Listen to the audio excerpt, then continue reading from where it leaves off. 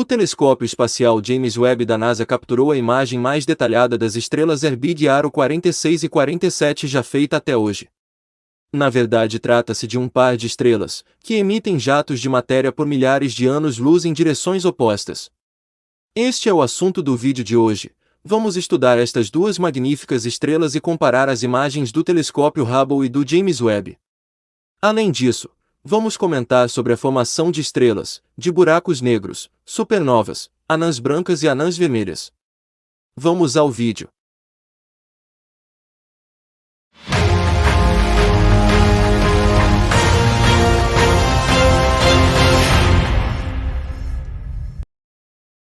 Nesta imagem obtidas com o telescópio James Webb, pode-se localizar a posição das duas estrelas juntas. Fato curioso é que tais estrelas tenham sido estudadas por muitos telescópios, tanto no solo quanto no espaço desde a década de 1950. Como exemplo podemos citar observações de rádio obtidas com o Atacama Large. Imagem do infravermelho distante do telescópio espacial Spitzer. Imagem do infravermelho próximo do telescópio Victor M. Blanco. Imagem de luz visível do telescópio de nova tecnologia do ESO. Imagem de vários comprimentos de onda de rádio, infravermelho e visível. James Webb é o primeiro telescópio a capturá-las em luz infravermelha de alta resolução. Veja a imagem das estrelas Herbig Aro 46 e 47, capturadas pelo telescópio Hubble e a imagem capturada pelo telescópio espacial James Webb. Nota-se claramente a diferença de detalhes entre as duas imagens. Embora o Hubble já tenha sido um avanço para a captação da imagem das duas estrelas, ainda está muito aquém da imagem do James Webb, que captura uma infinidade de estrelas a mais e outros elementos que não são captados pelo Hubble. No que tange a nova imagem das estrelas capturadas com o James Webb, pode-se ver as duas estrelas dentro da mancha branca alaranjada.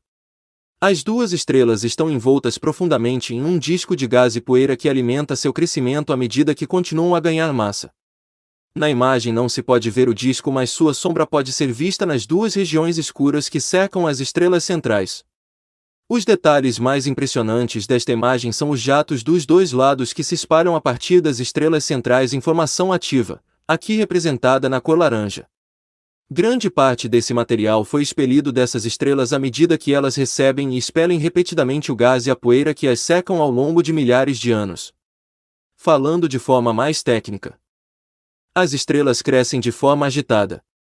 À medida que aglomerados de gás colapsam dentro das estrelas em formação, elas acumulam massa de seus arredores, mas também lançam matéria a velocidades incríveis em torno de centenas de quilômetros por segundo.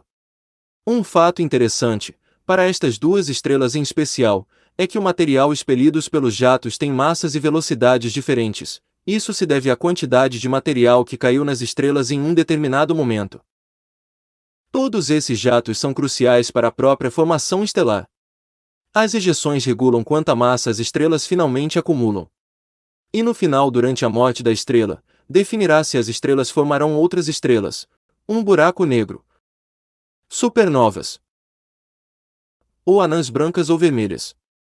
Por exemplo, o limite de Chandrasekhar determina se uma estrela morre como uma anã branca, ou tem massa para exceder essa condição, podendo criar um buraco negro ou estrela de nêutrons.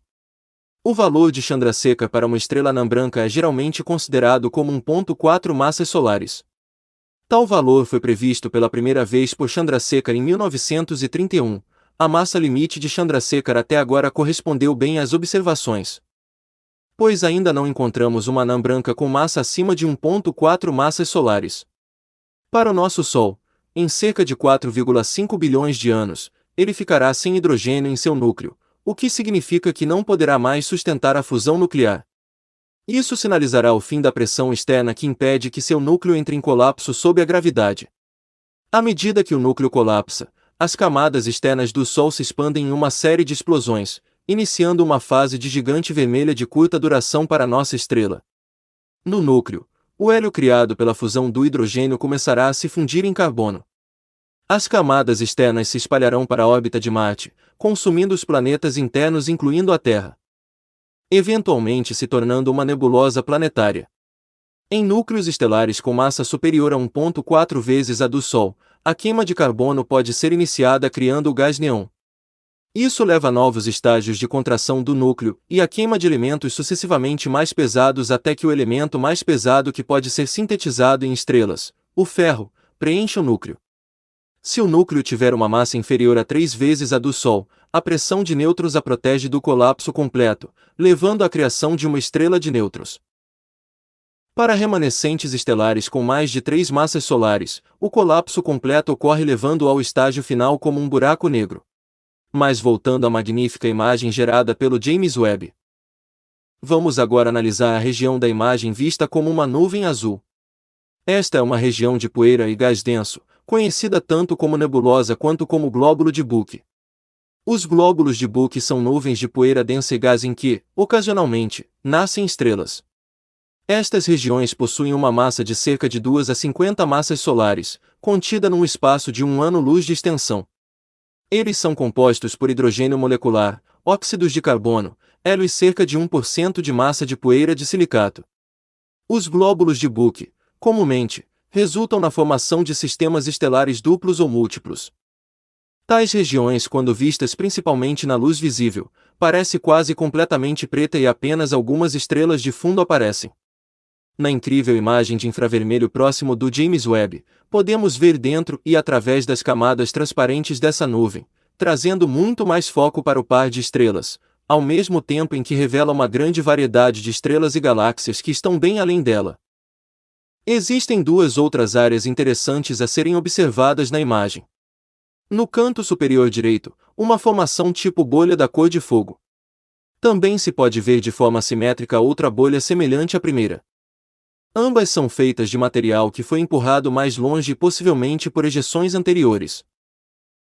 Outro fato interessante a ser mencionado. Embora pareça que ambos os lados da imagem das estrelas e toda a poeira de gás e jato expelido se encontra à mesma distância do telescópio James Webb, na verdade um lado está ligeiramente mais próximo da Terra. Contraintuitivamente, é a metade direita menor que está mais próxima. Embora o lado esquerdo seja maior e mais brilhante, ele está mais distante do telescópio. Ao longo de milhões de anos, as duas estrelas da imagem se formarão completamente e as impressionantes ejeções sumirão aos poucos, permitindo que as estrelas binárias ocupem o centro do palco contra um fundo repleto de galáxias. O objeto está relativamente próximo da Terra. Apenas 1470 anos-luz de distância na constelação Vela. A constelação Vela é uma constelação do hemisfério celestial sul. As constelações vizinhas são a Máquina Pneumática, a Bússola, a Popa, Aquila e o Centauro. Vale ressaltar que esta imagem do James Webb é composta por várias exposições, o que aumenta sua profundidade. Agora resta esperar novas e belíssimas imagens do telescópio James Webb. Cada imagem que nos é apresentada vem mudando nosso conhecimento sobre o universo e nossa forma de pensar. Muitos cientistas estão deixando as teorias sobre vários aspectos do universo já tidas como certas e criando outras, devido tais teorias entrarem em conflito com as imagens do James Webb. A ciência não é imutável, resta-nos esperar por mais imagens e acompanhar a caminhada da astrofísica. Para isso, se inscreva no canal, deixe seu like, e sempre receba vídeos atualizados sobre o que de mais novo é lançado na astronomia. Obrigado!